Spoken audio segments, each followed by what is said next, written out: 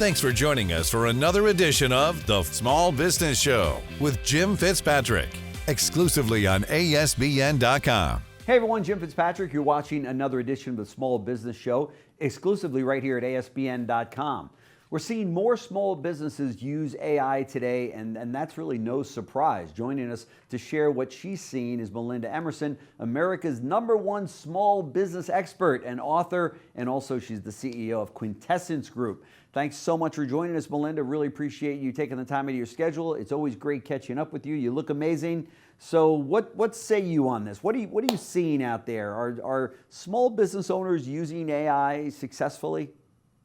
I think some small business owners are using AI, but they're really only scratching the surface of what AI can do. Yeah. And a lot of them are not really aware of really proper, what I call prompt engineering, to really, really get quality content. I mean, just putting a one sentence prompt into AI is not going to get you any content that is going to set the world on fire. You're going to sound like everybody else. And that's Right. the thing really scary about it. But AI is great. It absolutely helps everyone's time efficiency. It can also give you a creativity boost if you're having a block or struggling with a title or Yeah. what can I call this new program. But the best thing about it is it will help you stay consistent if you Right. know how to use it. So what can AI create? Well, obviously written content in any form, right? Blogs, Yeah. sales funnels, social media captions, ad Yep. copy. It can do visual content, right? It can make social media graphics, Yeah. short form videos, data visualization, AI generated art and stuff like that.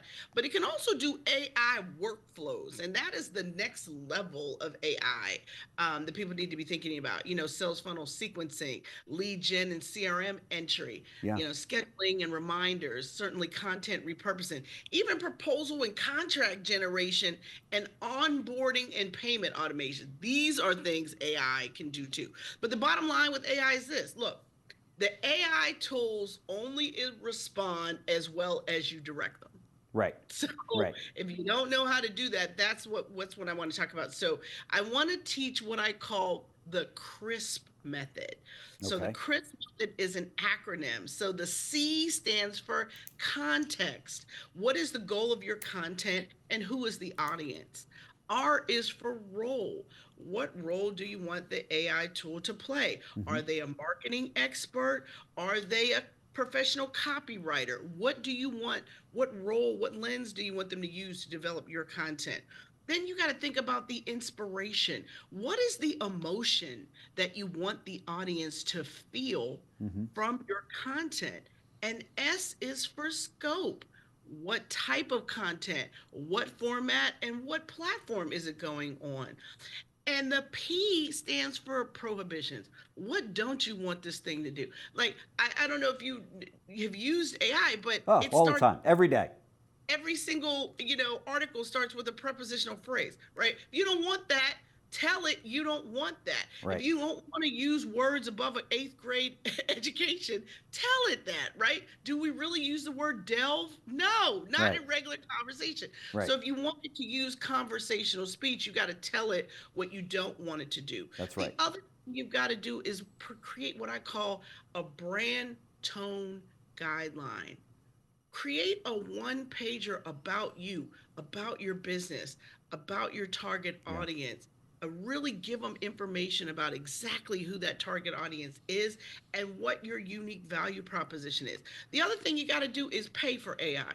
Please don't think free AI is doing all this stuff. Paid AI does. So pay the $20 a month Right. for ChatGPT, right? Don't be using the free version I agree. because first of all, the free version is something anybody can search, Yep. and all you're doing is teaching their AI how to get better. That's It's right. not really working for you. And for example, when you use the paid version of ChatGPT, there's some other cool things that come along with it, right? There's other modes you can go into. There's a graphic mode called Sora. If you use Canva, you can integrate your Canva in your ChatGPT. So you could create the words and immediately get your graphics from it as well. That's right. So there's lots of stuff it can do if you pay for it, Yeah. right? So um The other thing I want to say too about the CRISP method is after you go through the C, the R, the I, the S, the P, then you always want to ask your AI tool, ask me questions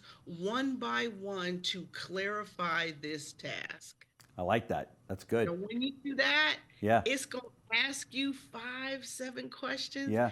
and you are going to get content that is amazing. That's right. If That's right. I've got a I mean, friend of mine that actually uses it as an assistant. I mean, it oh yeah, literally will help them, find airline reservations or hotel reservations or plan their next meeting or send out particular invites. Or it is just absolutely amazing as to how much that this can help a small business owner, an executive, hell, even a big business owner for that matter. But it really is the next. It's really next level stuff that all small business owners. And I'm still surprised at the number of small business owners that I talk to that say, "Oh, I haven't tried it yet. I plan to, but I haven't tried it yet." I'm like, "What are you people waiting are for?" scared. People are scared of new I things, know. Jen. I know. Right? But here's a basic. You can just use AI for research, right? Article summary. Somebody send you an ebook you don't have time to read. That's right. Put it in chat. Ask chat to summarize it for you. It'll do it. I mean, if you want to do keyword research and SEO so that you know Yeah. what titles and things you should be using for articles, Yeah. it's really good for identifying like trending topics and Yeah. stuff like that. But you also, I love it. My favorite way to do it is if I have to build a new course or build a PowerPoint and I have to say, create a detailed outline for my online course about blah, blah, blah. Sure. Right. Sure. It's amazing the structural frameworks that it can give you. And you can be like, I want the course to be 4 weeks or 6 weeks. Yeah. I want to have worksheets. I want to have a quiz at the end of each month. I mean, it's like poor instructional designers are out of luck because this thing has taken their job. I That's mean, right. there's a whole bunch more jobs it's going to take too. But the thing you got to realize is AI is also going to create 97 million jobs too. So it's not just going to take. That's right. That's right. To reinvent them. It's going to make all of us better, move smoother, faster. No So, question. And for less money, instead of hiring assistants or hiring copywriters or whatever the case might be, and I agree with you, spend the $20 a month and don't look back. Don't think about, well, I could spend that in a better. No, you can't. That's the price of one drink nowadays. If you go to a bar and if you got that, you can get chat, and get the executive level. But there's no question that this is definitely helping people run their businesses better, make no more money, question. be more efficient, right? No question. I feel like it has increased my personal productivity 200%. Yeah. No Yeah. lie. Like it's just amazing the amount of stuff Yeah. that I can do now. But I still think there's another level to it, right? We're still only using 1.0. 2.0 is coming. 2.0 is coming this fall, and it's gonna be like it's gonna make this thing look like Fred Flintstone. That's right. So they need to start using it now to get comfortable with it, but don't just use it to develop content. Figure out how to add AI workflows to your business. That's when you're right. really going to see such incredible productivity improvement. Yeah, there's no question about it. It's just a phenomenal product. We've even used it here at the media group where we will use it to say scour the internet and tell me about this individual that I'm about to interview and maybe some questions specific to what their background has been. It's even found jobs that they didn't post on their resume.